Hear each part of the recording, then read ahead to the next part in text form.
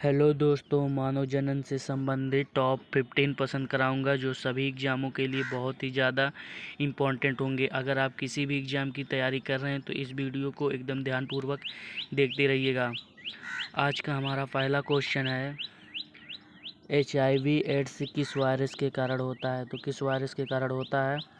तो human immuno deficiency virus के कारण होता है। किस वायरस के कारण होता है? तो ह्यूमन इम्यूनो डिफिशियंसी वायरस के कारण होता है।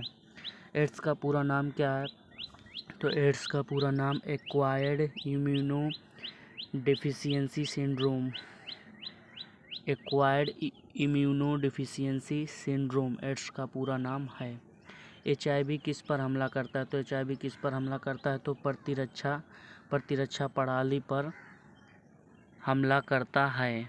सभी प्रश्न बहुत ही ज़्यादा इम्पोर्टेंट हैं। गोनोरिया किस जीवाणु के कारण होता है? तो गोनोरिया किस जीवाणु के कारण होता है? तो नाइसेरिया गोनोरिया के कारण होता है। नाइसेरिया जीवाणु के कारण गोनोरिया होता है। गोनोरिया मुख्य रूप से किसे प्रभावित करता है? तो किसे प्रभावित करता है? तो जनन मार्ग और मूत्र मार्ग को प्रभावित करता है। गोनोरिया मुख्य रूप से किसे प्रभावित करता है? तो गोनोरिया जनन मार्ग और मूत्र मार्ग को क्या करता है? प्रभावित करता है। सिफिलिस किस जीवाणु के कारण होता है? तो सिफिलिस किस जीवाणु के कारण होता है? तो ट्रेम्पोनिमा प्लेडिनम के कारण होता है। ट्रेम्पोनिमा प्लेडिनम के कारण सिफिलिस होता है। सिफिलिस का पहला लक्षण क्या है? तो पहला लक्षण क्या है? तो अल्सर चैनकर है। क्या है? अल्सर चैनकर है। क्लेमाइडिया किस जीवाणु के कारण होता है? क्लेमाइडिया किस जीवाणु के कारण होता है? तो क्लेमाइडिया ट्रैकोमैटिस जीवाणु के कारण होता है। क्लेमाइडिया ट्रैकोमैटिस जीवाणु के कारण होता है। क्लेमाइडिया मुख्य रूप से किसे प्रभावित करता है? तो किसे प्रभावित करता है? तो महिला का गर्भाशय, गिरवा और पुरुषों का मूत्र मार्ग। महिलाओं को गर्भाशय, गिरवा और पुरुषों का मूत्र मार्ग को क्या करता है? तो प्रभावित करता है। कौन सा? क्लेमाइडिया। HPV क्या है? तो HPV क्या है? HPV क्या है? तो ह्यूमन पैपिलोमा वायरस है। HPV क्या है? ह्यूमन पैपिलोमा वायरस है। HPV किस बीमारी से जुड़ा है? तो HPV किस बीमारी से जुड़ा है? तो गर्भाशय गिरवा का कैंसर से जुड़ा है। जननांग हर्पीज किस वायरस के कारण होता है? तो किस वायरस के कारण होता है? तो हर्पीज सिम्प्लेक्स वायरस के कारण होता है। हर्पीज सिम्प्लेक्स वायरस HSV-2 के कारण होता है। बच्चों में जन्मजात सिफिलिस कैसे फैलता है? बच्चों में सिफिलिस कैसे फैलता है जन्मजात से? तो माँ से भ्रूण को प्लेसेंटा के माध्यम से फैलता है। कैसे माध्यम से? तो प्लेसेंटा के माध्यम से फैलता है। जब क्या होता है? भ्रूण में बच्चा रहता है। एड्स की पहचान सबसे पहले किस वर्ष हुई थी? तो एड्स की पहचान सबसे पहले किस वर्ष हुई थी? तो 1981 ईस्वी में एड्स की पहचान हुई थी। HIV का प्रमुख संक्रमण मार्ग है क्या है? HIV का प्रमुख संक्रमण मार्ग क्या है? तो संक्रमित रक्त है, असुरक्षा यौन संबंध है और माँ से बच्चे को संक्रमित हुई सुई के माध्यम से HIV का प्रमुख संक्रमण होता है।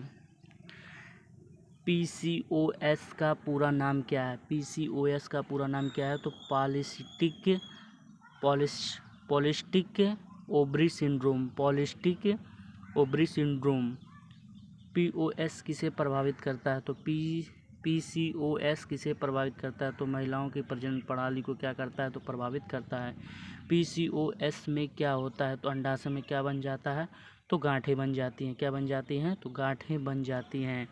अंडाशय में शिष्ट गांठें बन जाती हैं। पुरुषों में बांझपन का आम कारण क्या है? तो पुरुषों में बांझपन का आम कारण क्या है? तो शुक्राणु की संख्या या गतिशीलता में क्या है? कमी। शुक्राणु की संख्या में कमी या फिर उनकी जो गतिशीलता होती है उसमें क्या होती है? कमी होती है, इसलिए बांझपन पुरुषों में पाया जाता है। ओलिगोस्पर्मिया किसे कहते हैं? ओलिगोस्पर्मिया किसे कहते हैं? तो शुक्राणु की संख्या में जो कमी होती है उसी को क्या कहते हैं? ओलिगोस्पर्मिया कहते हैं। एंजियोस्पर्मिया क्या है? एंजियोस्पर्मिया क्या है? तो वीर्य में शुक्राणुओं की अनुपस्थिति जब होती है तो उसे कहते हैं एंजियोस्पर्मिया कहते हैं। क्या कहते हैं? एंजियोस्पर्मिया कहते हैं। स्त्रियों में बांझपन का सामान्य कारण क्या है? तो स्त्रियों में बांझपन का सामान्य कारण क्या है? तो फैलोपियन ट्यूब का क्या होना? अवरुद्ध होना। एंडोमेट्रियोसिस क्या है? तो गर्भाशय के ऊतकों का असामान्य स्थानों पर बढ़ना एंडोमेट्रियोसिस कहलाता है। सेक्सुअली ट्रांसमिटेड डिसीज एसटीडी का दूसरा नाम क्या है? तो एसटीडी का दूसरा नाम क्या है? तो वेनेरियल डिसीज वीडी है। एचआईवी संक्रमण का अंतिम चरण क्या होता है? तो अंतिम चरण क्या होता है एचआईवी संक्रमण का? तो एड्स होता है। एचआईवी की पुष्टि के लिए कौन सा टेस्ट किया जाता है? तो कौन सा टेस्ट किया जाता है? तो एलिसा टेस्ट किया जाता है। क्या किया जाता है? तो एलिसा परीक्षण किया जाता है एचआईवी की पुष्टि के लिए। एचआईवी का पुष्टि परीक्षण कौन सा है? तो कौन सा है? तो वेस्टर्न ब्लास्ट बेस्ट है। एचआईवी की पुष्टि का कौन सा परीक्षण है? तो वेस्टर्न ब्लास्ट टेस्ट है। गर्भावस्था के दौरान एचआईवी संक्रमण को रोका जा सकता है। तो कैसे रोका जा सकता है? तो एंटीरेट्रोवायरल थेरेपी के द्वारा, एआरटी थेरेपी के द्वारा क्या किया जा सकता है? रोका जा सकता है। जननांग मौसा किस वायरस के कारण होता है? तो किस वायरस के कारण होता है? तो एचपीवी वायरस के कारण होता है। एचआईवी संक्रमित माँ से बच्चे को संक्रमण रोकने के लिए कौन सी दवा दी जाती है? तो कौन सी दवा दी जाती है? तो जीडोवुडीन दी जाती है। क्या दी जाती है? तो जीडोवुडीन दी जाती है। एचआईवी किस कोशिका पर हमला करता है? तो CD4 टी सेल्स पर क्या करता है? तो हमला करता है। एचपीवी का टीका किस बीमारी से बचाव करता है? तो गर्भाशय गिरवा कैंसर से क्या करता है? बचाव करता है। प्रजनन पथ की सूजन को क्या कहते हैं? तो क्या कहते हैं? पेलिक इन्फ्लेमेटरी डिसीज कहते हैं, PID कहते हैं। एचआईवी का मुख्य लक्षण क्या है? तो प्रतिरक्षा प्रणाली का क्या करना है? तो कमजोर करना है। कौन सी एसटीडी पुरुष और महिला दोनों को प्रभावित करती है? तो गोनोरिया और सिफिलिस क्या करती है? तो पुरुष और महिला दोनों को क्या करती है? प्रभावित करती है, गोनोरिया और सिफिलिस। PID किसे प्रभावित करता है? तो महिलाओं का प्रजनन तंत्र को क्या करती है? तो PID प्रभावित करती है। एचआईवी संक्रमण की पहचान के लिए कौन सा त्वरित टेस्ट किया जाता है? तो कौन सा किया जाता है? रैपिड एंटीबॉडी टेस्ट किया जाता है। रैपिड एंटीबॉडी टेस्ट किया जाता है। गर्भाशय के कैंसर किस वायरस से संबंधित है? तो HPV वायरस से संबंधित है। बंधता किसे कहते हैं? तो संतान उत्पन्न करने में असमर्थता क्या कहलाती है? संतान उत्पन्न करने में असमर्थता बंधता कहलाती है। आर्टिफिशियल इंसेमिनेशन क्या है? तो शुक्राणुओं को गर्भाशय में कृत्रिम रूप से डालना आर्टिफिशियल इंसेमिनेशन कहलाता है। शुक्राणु को गर्भाशय में कृत्रिम रूप से डालना उसे क्या कहते हैं? तो आर्टिफिशियल इंसेमिनेशन कहते हैं। IVF का पूरा नाम क्या है? तो इन विट्रो फर्टिलाइजेशन। IVF का पूरा नाम क्या है? तो इन विट्रो फर्टिलाइजेशन है। IUI क्या है? तो इंट्रा यूटेराइन इंसेमिनेशन है। इंट्रा यूटेराइन इंसेमिनेशन है IUI। किस बीमारी के कारण पुरुषों में जननांग से पीला पदार्थ स्रावित होता है? तो गोनोरिया बीमारी के कारण होता है।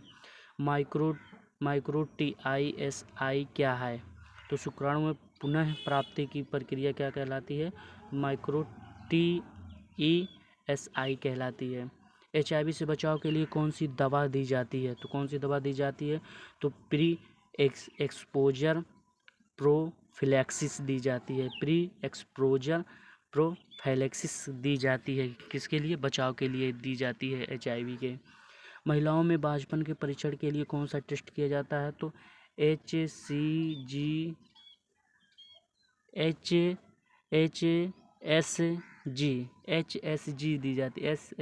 दी जाती है। गर्भपात के पीछे का आम कारण क्या हो सकता है? तो हार्मोनल असंतुलन या गर्भाशय संबंधी समस्याएं होती है।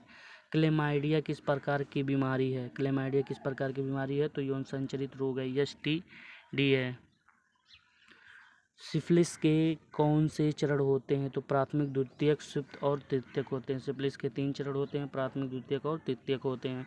गर्भाशय में HIV टेस्ट किया जाता है, तो कब किया जाता है? तो पहली तिमाही में किया जाता है। पहली तिमाही में HIV टेस्ट किया जाता है। तो मैं आशा करता हूँ आप लोग को यह वीडियो पसंद आएगी। प्लीज़ भाई लोग इस वीडियो को ज़्यादा से ज़्यादा लोगों तक शेयर करें और आप लोग बताएं कि 50% में से मुझे मुझे कितने प्रश्न का आंसर पहले से पता था, आप लोग कमेंट बॉक्स में ज़रूर बताइएगा।